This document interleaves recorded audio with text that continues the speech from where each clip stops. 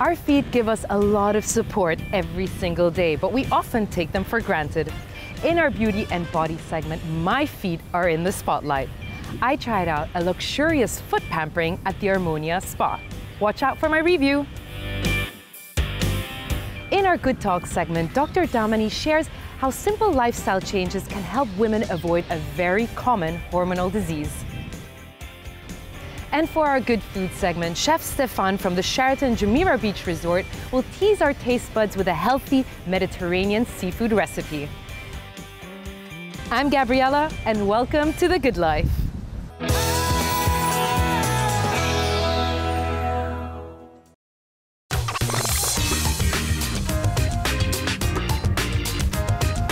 I'd like to welcome a very special guest, Dr. Damani from Conceived Gynecology and Fertility Hospital. She's here to talk to us about a very common health issue that a lot of women face. Hi and welcome to the show. Oh, it's lovely to be here. Thank you for having me. Tell us a little bit more about the background of this disorder. Well, so we're talking about polycystic ovarian syndrome. Right. Right? And there is a clue in the name itself. So poly means many, cysts in the ovaries. Syndrome is a collection of symptoms. So there's not just one symptom, characteristic to this. There are many symptoms that you will see in a woman who has PCOS. And world figures suggest 5 to 15% prevalent in the female population. That's a lot, actually. That is quite a bit, yeah. And how does it affect women?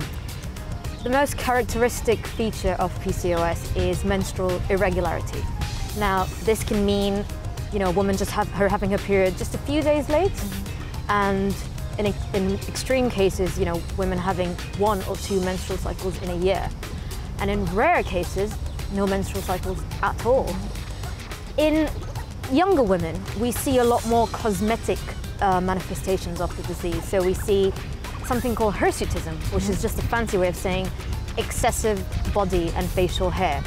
There are a lot of skin manifestations as well, so acne, which is normal in puberty and adolescence. However, in PCOS, it's rather severe and it goes well into adulthood. Obesity, weight gain, and while there is excessive body and facial hair, the hair on the scalp undergoes thinning, and the pattern of balding that we see in these women is very typical in men. Now, if you can imagine, all these cause quite a lot of harm to the self-esteem. I mean, women can have low self-confidence. They struggle with their identity as a woman. Right. And in long term, this can then eventually turn into depression and anxiety.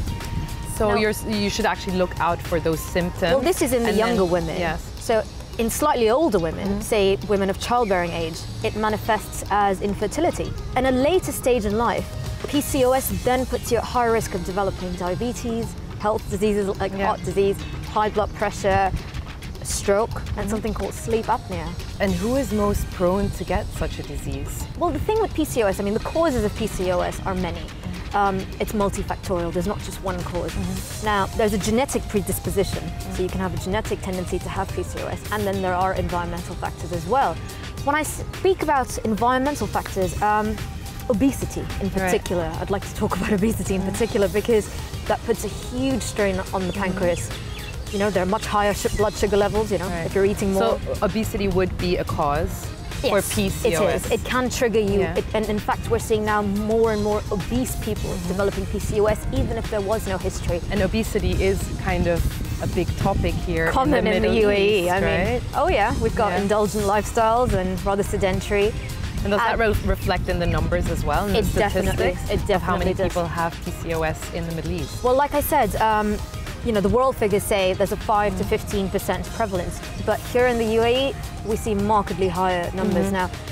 It differs in various ethnicities. So in Caucasian women, here in the UAE, we see about 15 to 18%, which is only slightly higher than the world figures. But in South Asian women, we see about 35% prevalence. And in Gulf Arab women, 28 to 30%. Now these are much, much higher than the world figures. In our practice at Conceive, I would say 1 in 4 patients has PCOS. In practical terms, what does that mean? If someone finds out that they have this condition, what can they do to improve it, if that is even possible? Well, that's the good news. PCOS it's not curable, Yeah. but it's very, very treatable. I would say, you know, it's a balance of your diet and your fitness regime. Now, when I say diet, and I have to stress on this, it's not just how much you eat, it's also what you eat. And the example that I use of this is, say you take a Mars candy bar, so that's about 300 calories on an average, and you have a breakfast of brown bread toast and fresh berries and fruit and low-cal yogurt. Sounds yummy, doesn't it? Very. I know. I'm hungry now. I know, right? Now, both of them will have 300 calories on an average together.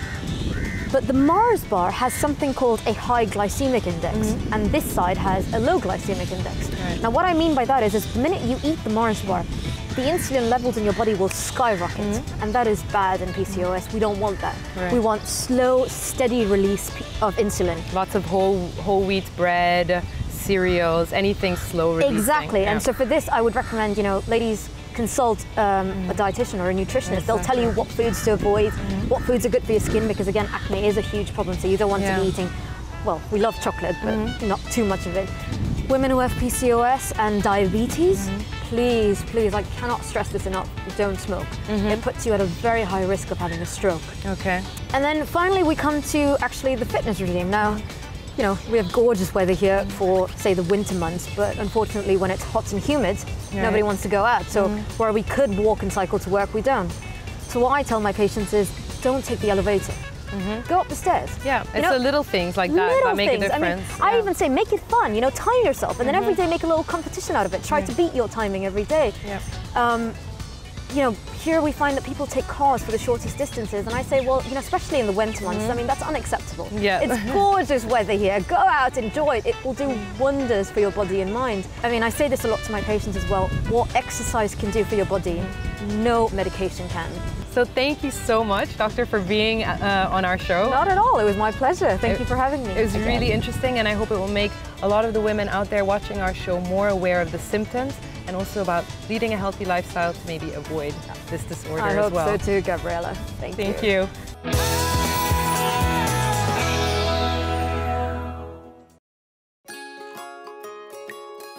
I usually get quite a lot of facials, but unless I'm doing a pedicure, I don't really focus on my feet and my legs so much. So this is why I tried the organic ginger foot ritual at the Armonia spa. So when I arrived at the spa, I was seated on a really comfortable loungy chair, and then my therapist took a hot towel and then kind of rubbed my feet and cleaned my feet, but also kind of gave me this really comfortable, warming feeling. It was really, really comfortable because it was so unexpected and surprising. I usually have quite cold feet and hands, so having that really hot, steamy towel rubbing up and down my legs and feet felt really comfortable. So after the towel, she took a ginger lime scrub to kind of exfoliate my legs and my feet, and that felt really, really tingly. And at first I had to hold myself back not to crack up laughing because I have very ticklish feet. And she made sure that she exfoliated every single toe, which felt really nice because sometimes you forget about the toes and just focus on the feet or the legs. She also made sure that the back part of the legs were exfoliated and the heel, which is quite a dry area, especially if you love to wear heels like I do. It felt really nice and kind of like soothing. I almost felt like my blood was being circulated. I think it was probably really good for my skin.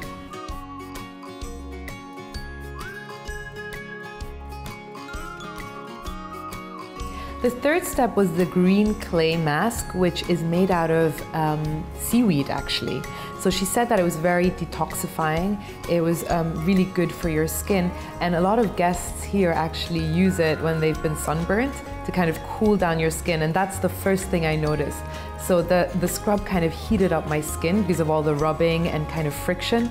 Then the mask afterwards really cooled down my skin and felt a little bit rejuvenated almost. So for the next step, she took a plastic and she wrapped both my feet in that plastic kind of to create heat and maybe even like open the pores and to make the moisturizing mask that she applied beforehand really be absorbed by the skin.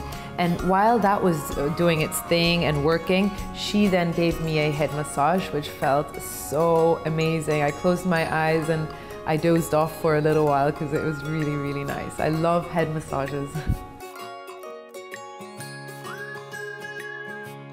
After a 10-minute head massage, she unwrapped my feet and my legs from the plastic. Then she used the hot, steamy towels to clean my legs, take off the mask, and then she put a moisturizer on my legs and my feet. So the moisturizer was made out of grape seed and white tea, which is very moisturizing for your skin. So she applied that on my legs and my feet and wrapped a towel around it once again, just to make sure that it really gets absorbed. And then she took the towel and massaged my leg a little bit as well, just to make sure that the excess cream was removed. So I thought this was a very unique experience. It's so rare that I do a massage or a treatment for my feet or my legs. I mean, unless I'm doing a pedicure, of course, but then I focus on my nails and I want those to look pretty. I suggest people, or women and men, do this massage if they want to really relax and kind of focus on their feet and legs, which they don't normally do. I, for example, did yoga yesterday and I still have quite sore muscles and my calves really still hurt. So I think it was really, really helpful to have her massage my muscles and my legs just to kind of, you know, rejuvenate them a little bit. What I also really liked about this treatment is that the products that they use are organic and natural. And I think that is so important because we shouldn't underestimate, of course, what we put on our skin. I also recommend this for people who are on their feet all day. Maybe you have a job that requires you to walk around a lot, or women who love to wear high heels. I think this can be a really good sort of way to just relax your legs and your feet. Don't change that channel because we'll be back after the break.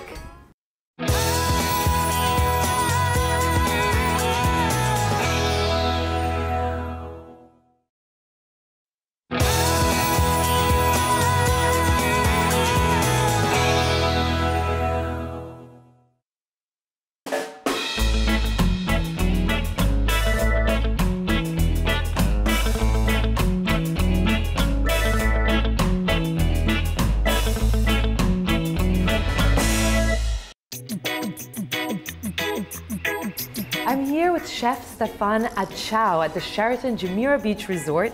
Hi, Chef Stephan. What are we preparing today? So for today we choose a seafood dish, which is a combination of a light salmon and tiger prawns on a sweet potato puree with Mediterranean vegetables. To start off with our potato puree, which will take the most time, we need exactly, this is the sweet potato. We add it here, we give some olive oil, then we give some rock salt to flavor a little bit. We give also some herbs. You can use thymian, rosemary, up to your liking. And this kind we choose now the rosemary. So now you can wrap it, please. This will go roughly 2 hours by 160 degrees out. So after the potato is boiled, you open it, you take it out of the foil. Right. You cut it half, and with a spoon you take the potato meat out. We need to prepare our vegetables. For the vegetables we need the asparagus, some snow peas, and also some fennel. We need to prepare already the fennel. You need to clean off this here. Right. Now to prepare this, you take only the top outside. We will prepare only a few more, and then we need to clean already the asparagus. For the cleaning of the asparagus, you clean it with a normal potato peeler. That makes it easier. Exactly, makes it easier. I thought we were going to try it with a knife. No. So some of the asparagus we will keep like this, and the other one, I think that's fine. Okay. The next step is what we need to do. We need to boil already some vegetables. We add some salt inside, and from there we go and boil all the vegetables. Could you use this water later for the broth? Yes, you could do. You could do, but to have a better flavor, of course, add some more vegetables to have a good, strong flavor. No, Right. we can start boiling already. already the vegetables. I will start fast with the snow peas, which is the fastest one. We boil them. When they are soft, we put them fast in the ice in order to cut off the stop it. boiling process. This we will do with all the vegetables, and we keep them on the side. So you actually specialize in Mediterranean food. You're actually well known for that. Yes, exactly. For that field. I mean, I left Germany already 20 years ago, traveling most of the time in the Mediterranean area, and of course we adapt all the kinds of food which is there, good growing, and the best ingredients which you can find in each place. I mean, so fresh as well. Exactly. We have to wait now for the fennel.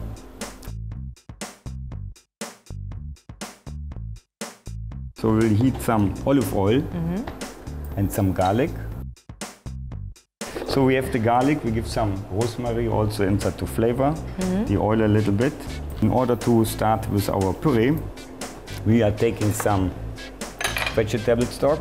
Right, this is the one we prepared exactly. before.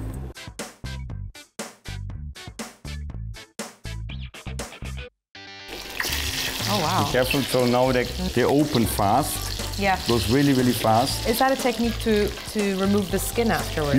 No, not like this. Here with the sweet potato, with the small Sheraton, we eat it with the skin. Yeah. And this is now finished. Oh, this smells so amazing.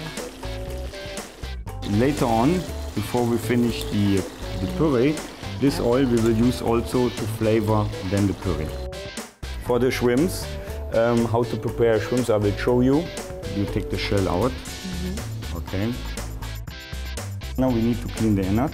Oh, right. Sorry. There's that vein at the back. Yes, exactly. So you cut it here slowly. And now we start to prepare our fish dish. We will start now with the salmon.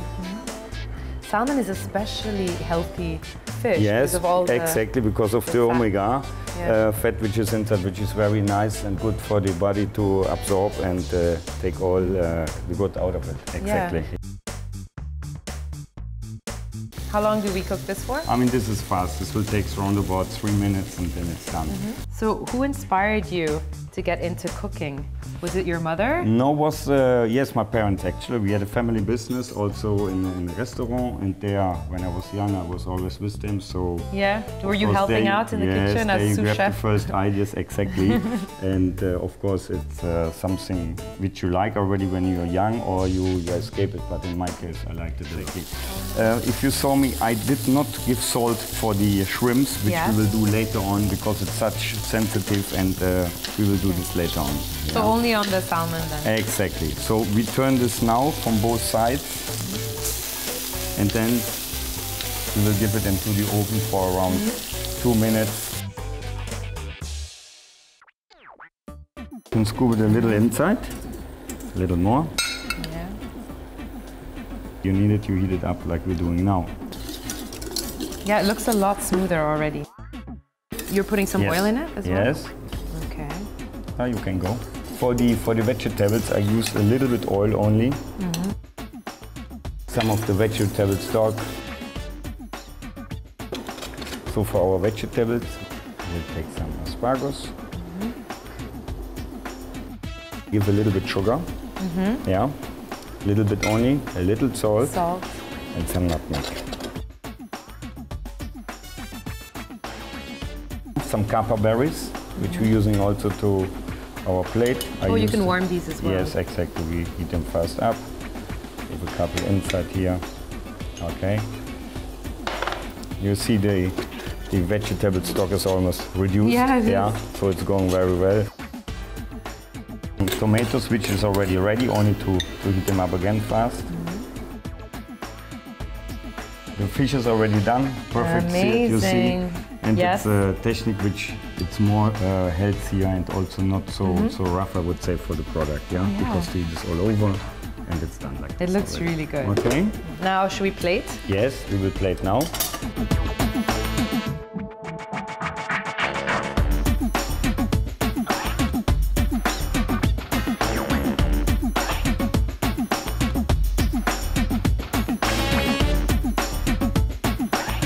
And here we are.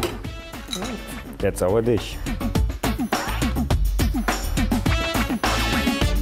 now I'm very excited to try Then this please, dish. go ahead, enjoy it. Yeah.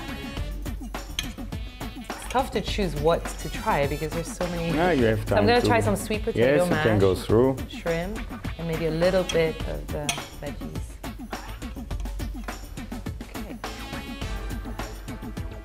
Okay. That's okay?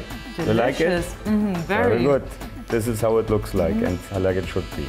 It's so tasty. Yeah, and not so heavy. You will see even after finishing the plate, you feel still comfortable and going through the whole day. I love the consistency of the sweet mashed potato because it's so like mushy and soft, and then you have this, which has a bit more bites, the shrimp.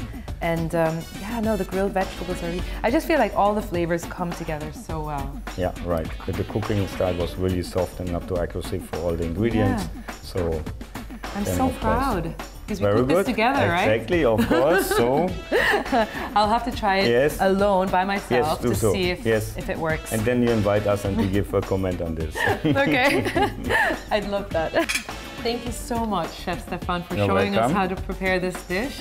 And thank you for being on the show. I hope you learned something and you can take something home with you. Most definitely. Thank you very much. Have a nice day. Thank you. Thank you. I loved this episode. My feet are soft and glowing thanks to the foot spa, and I learned how to prepare a new healthy recipe. I hope you enjoyed it as much as I did. If you have any comments or suggestions, get in touch with us through our social media pages. I'm Gabriela. See you next time.